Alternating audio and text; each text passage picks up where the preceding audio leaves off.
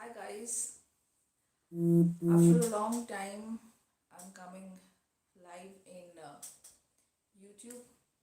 I don't know how many people are there live right now or watching me, but I just received a query from someone in Quora. I have a subscription in Quora, so that person asked me how I have become a wedding photographer and how he can be a wedding photographer. So this is a particular question that I have been receiving for a long period of time, many times actually. So today I'm going to share how I become a wedding photographer. Well, it's not easy as you see, because when I become a full-time wedding photographer, I had my own brand. I started promoting. Then you saw me as a wedding photographer, but before being a wedding photographer, there are lots of work you have to do. So I'm just going to share my experience, what exactly I have done, series wise, of course. So I used to be a corporate employee. I used to work in ITC. So in 2012, I have quit my job, right? I quit my job in September. It was a well paid job. There was security, job security for that matter. So when I left my job, I went under depression because there was no fixed salary or nothing. I was not incoming at all. So that is a very crucial period. If you are working somewhere right now, that's going to be very difficult if you quit your job and try to start your photography business or photography as a profession. So you have to be ready for that. You need to have a financial pool with you because this is a very expensive profession. You need to invest at least considering the present scenario, present photography market, at least of 2 lakh rupees. Yeah, if you directly want to be a wedding photographer, first of all, you need to have the knowledge how to handle a DSLR, how to go creative, and you have to have the knowledge of rituals of different weddings, of course. And second thing is you need good gears, because to get a job you need certain set of gears. So first of all, you need a full frame DSLR. Why I'm saying full frame DSLR? Because there are variations of payments in market. Okay, so if you have a cropped frame, that is fine. Of course, cropped frame also you can start your photography business. But if you are doing freelancing, of course initially you'll be doing freelancing only. The freelancers who has full frame camera, they get paid little marginally better than the crop frame photographers. Okay, now I'm going back to my career, how I started.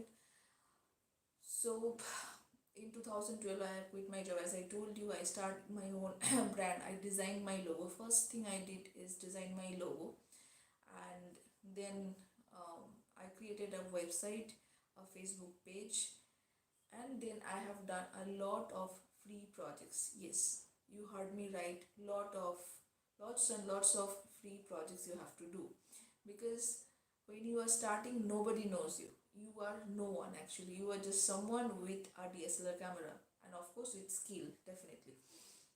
So you have to do free projects. Maybe you can ask for conveyance charges, but that's all. So I have done a lot of free projects, and first wedding photography I have done is in 2013 December. So you can imagine, almost a year. It took almost a year for me to get my first paid wedding projects. Okay, and of course initially you have to keep your budget little low. Budget means the charges that you are charging your clients. uh, there are lots of photographers in the market. Lots of business photography business are running along with other professions. So you have to keep your remunerations a little marginally lower than the others. And when you get your first project, please remember, this is a very crucial thing. When you get your first project, you have to give 200% of your talent, your skill, your dedication, and everything you have, basically, because that is the first breakthrough you have got. Even if you get paid less, but you have to give more because so that people should start talking about you. Oh my god, this photographer is really good, it's very responsible, too much dedicated, and lovely. I just loved this person's work. So people should be talking like this about you. And do not uh, ask money, or do not set your remuneration budget according to the quantity, because quality is very important. Doesn't matter how many photographs you are delivering to your client, but quality is very important. Suppose you have delivered 2000 photographs but quality is not good, so that's not going to give you that review. You are going to get bad reviews. So always keep it in mind, quality does matter. It doesn't matter how many projects you are doing, but if your quality is good, you are going to get project. No one can, take that away from you. And be punctual. That is another vital point, most important point, to be very honest. You have to be punctual. Whatever the timing your client has shared with you, be there right on time. Actually, you have to be there little before, let's say half an hour before. If your client told you 8:30 a.m. you have to reach the venue, then you have to be there at 8 o'clock. Go there half an hour early, see the venue, survey it, see the lights, see the ambient light that you are getting, and then you will understand whether you need an extra light to set up there or not. So it's basically helping you to gauge the entire situation, and also will help you to go creative while you are shooting, because this is a kind of a stage performance where there is no retake.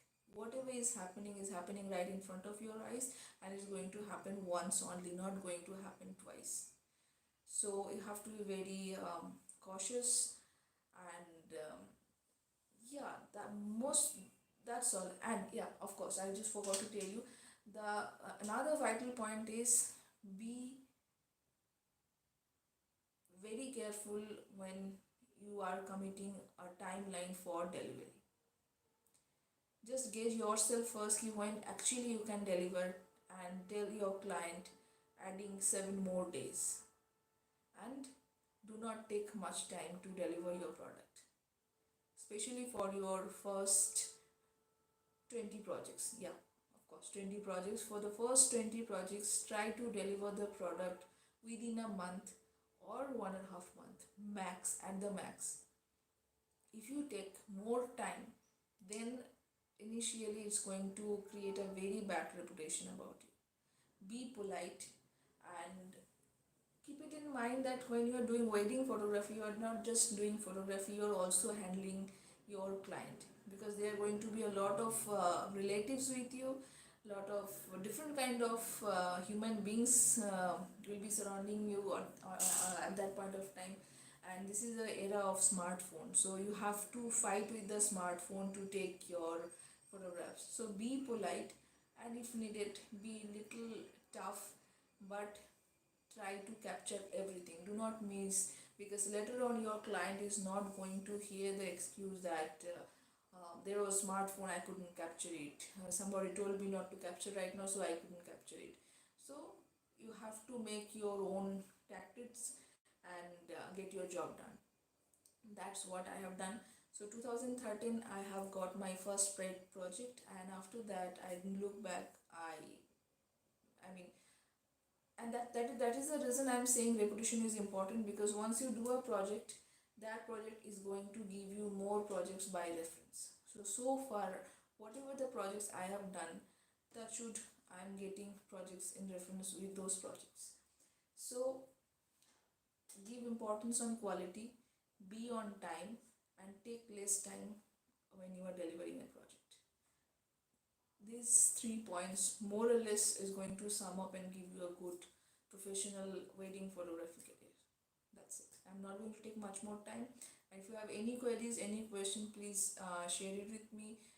Email me. My email is mystorymyvoice@yahoo.com. Send your queries there. Keep watching My Story My Voice. I'm going to do another live with another topic with a lot of people. So I'm just planning on it. Let's see how I am going to execute. Thank you so much.